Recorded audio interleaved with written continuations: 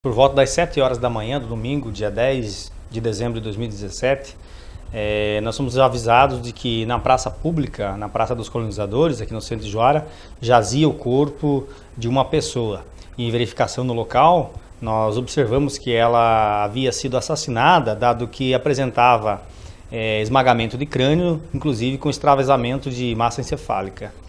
Imediatamente começamos as diligências apuratórias e de perquisição quanto à autoria delitiva, identificando primeiro a vítima e em seguida observando as imagens que teriam sido captadas por algumas câmeras de vigilância eletrônica de alguns estabelecimentos comerciais próximos do local, onde pudemos constatar que no horário aproximado das 2 horas e 30 minutos da madrugada do dia 10, 2 indivíduos do sexo masculino teriam se utilizado de um instrumento contundente em forma de cacetete e desferido vários golpes contra a vítima. Primeiramente um deles e em seguida o segundo indivíduo também teria perpetrado a mesma ação delituosa. Os policiais passaram então a seguir os movimentos dos autores do fato por meio das câmeras de vigilância e obtendo novas imagens. A perseguição foi de maneira ininterrupta até que ontem, em horário aproximado das 14 horas, nós chegamos a 2 indivíduos que transitavam, ou melhor, que andavam pela via pública, e depois de verificarmos que as roupas que eles trajavam e as compleições físicas eram condizentes com a dos autores dos ilícitos, nós passamos a entrevistá-los e logo de início um deles confessou que de fato teria sido ele o autor do homicídio. Inicialmente ele, apesar de ter assumido a culpa, tentou isentar o comparsa de qualquer ato ilícito, mas as imagens foram claras no sentido de que ambos teriam cometido aquele crime. E em seguida, então, depois de interrogarmos o segundo, ele admitiu que de fato também teria se utilizado de uma barra de ferro, um cano metálico e desferido vários golpes contra a cabeça da vítima. Contudo, esse segundo alegou que quando fez, o primeiro já estava morto. Obviamente que nós não temos elementos técnicos para aferir esse elemento morte, né, o momento em que aconteceu a morte, mas nós entendemos que muito bem a vítima poderia estar viva após ter recebido os primeiros golpes e que o segundo, apesar das gravidades das lesões provocadas pelo primeiro autor do ilícito, o segundo também poderia ter contribuído para a morte da vítima. Nesse sentido, nós autuamos ambos em flagrante delito, em coautoria delitiva, pelo cometimento de crime de homicídio qualificado, uma vez que o motivo apresentado pelos autores do fato era fútil e também porque eles não deram chance de defesa à vítima, tendo em vista que, segundo informações do segundo autor do delito, a vítima se encontrava dormindo no momento em que o primeiro a teria agredido com vários golpes com essa barra metálica que foi arrecadada. O primeiro também nos levou até um local na via pública onde ele teria jogado a camiseta que ele se utilizava no momento do ilícito. Essa peça de roupa já foi arrecadada e, apesar de ter sido bastante molhada em decorrência das chuvas que se fizeram, será encaminhada à perícia oficial do Estado para verificação de eventuais manchas de sangue humano. Na calça do segundo indivíduo, do segundo autor do fato, também foi encontrado manchas aparentemente de sangue e esta será também encaminhada ao setor pericial para verificações técnicas.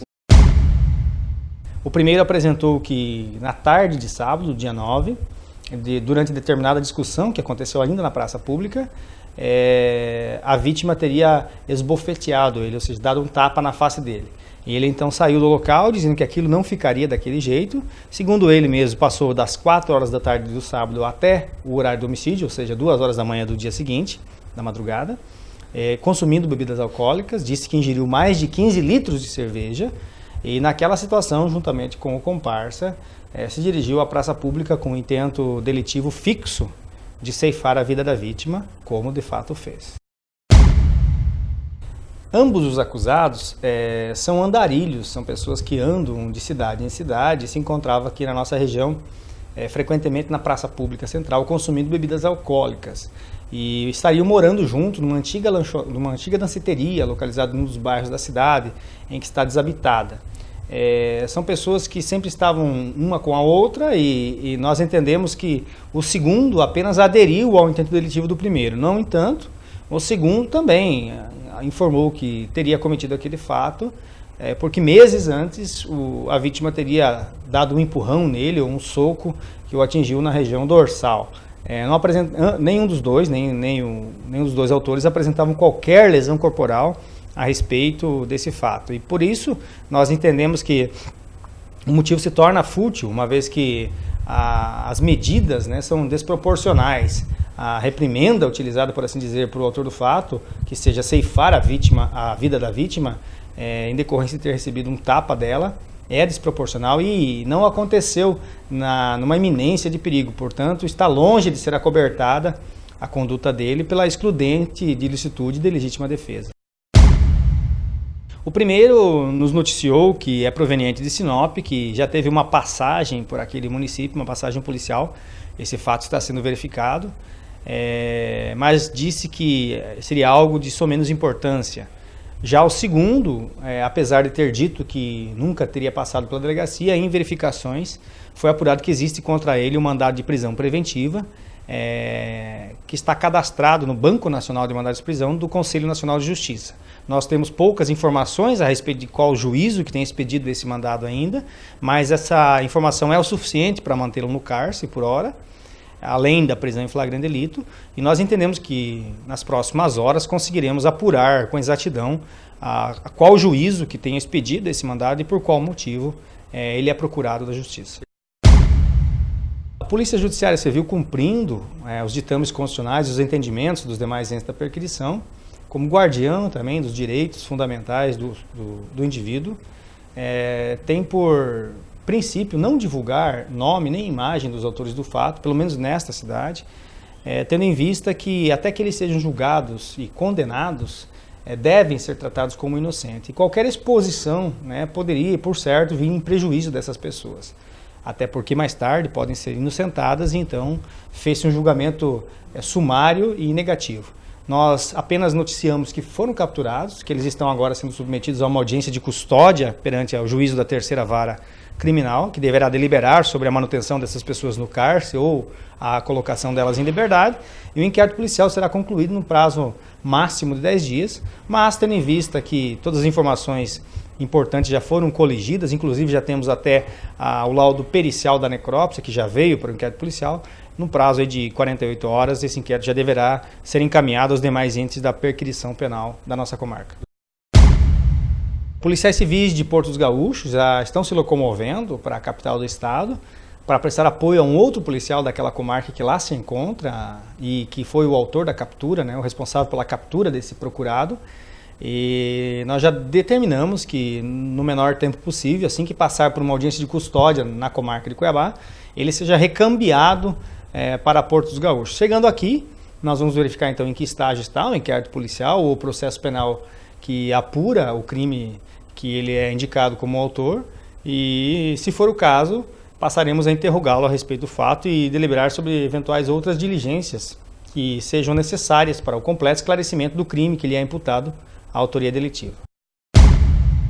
A determinação é para que o capturado seja trazido para a comarca e para que o interrogatório formal dele aconteça de maneira bastante estrita, conforme determina a legislação, em cartório de delegacia de polícia, com todos os direitos que a Constituição lhe garante, ou seja, a comunicação à família, direito a advogado, direito de permanecer calado, e qualquer outra informação que ele eventualmente tenha sido prestada ou prestou para um policial, virá apenas em forma de relatório dessa testemunha que tenha ouvido. Mas não tem nada nesse sentido, não tem nenhuma conversa no sentido de que ele tenha eventualmente prestado qualquer informação que venha esclarecer aquele ilícito.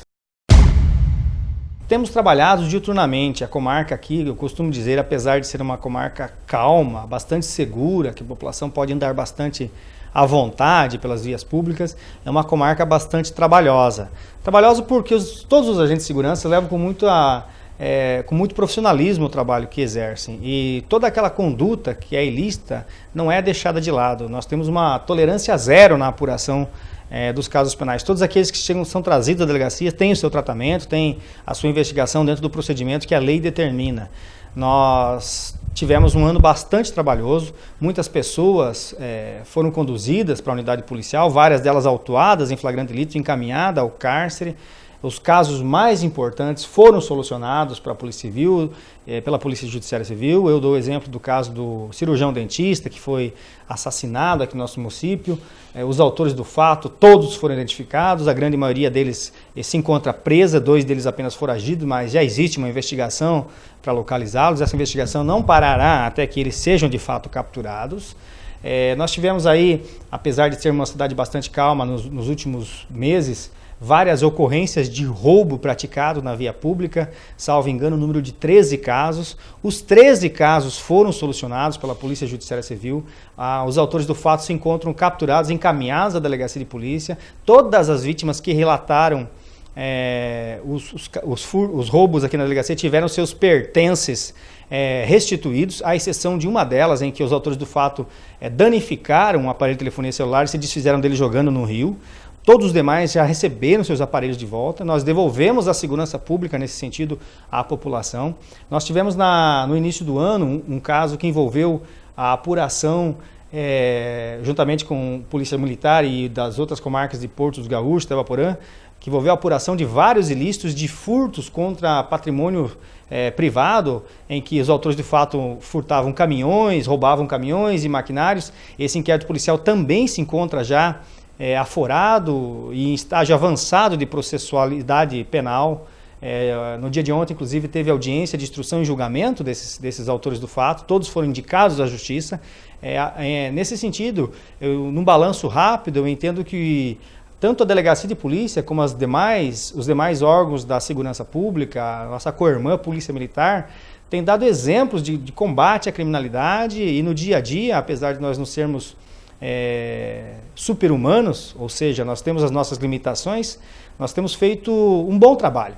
E eu gostaria de aproveitar esse espaço para agradecer a todos os policiais, civis e militares que no dia a dia labutam conosco no combate à criminalidade e trazem uma resposta à população.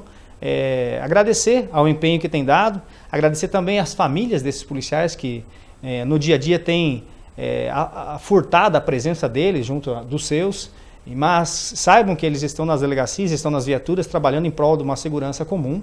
E nesse sentido vai o meu agradecimento, né, a todos esses companheiros de jornada, né, que no dia a dia ombreiam essa dura luta contra a criminalidade conosco. Desejar a eles um Feliz Natal, um próspero Ano Novo vindouro, que tenham bastante harmonia, paz e luz em suas famílias, em seus lares, e que nada aconteça. E dizer à população que também nesses momentos de festa pode contar com a Polícia Judiciária Civil, pode contar com a Polícia Militar, e esses 2 órgãos aqui em Juara, pelo menos eu respondo por essa comarca, estarão a pronto emprego, né, e em pé à ordem para responder a qualquer chamado, em qualquer horário, de qualquer dia.